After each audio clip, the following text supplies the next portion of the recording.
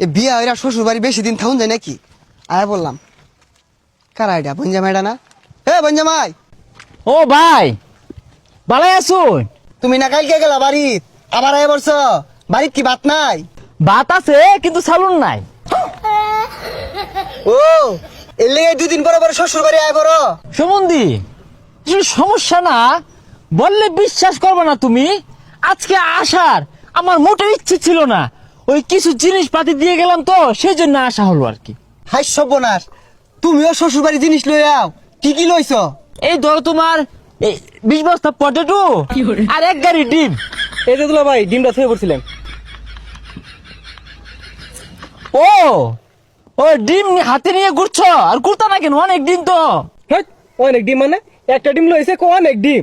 High সর্বনাশ, বঞ্জামাই তো বেড়া আবার পার, আর তো টাউটারও। দুলা ভাই ডিম লয়ে যান গা, উমো দেন যে। না সমস্যা নাই, সালুন নাই আজকে না। ও পুরান তো, তাই আগের মতো যত্ন নেওয়া হয় না, সমস্যা নেই।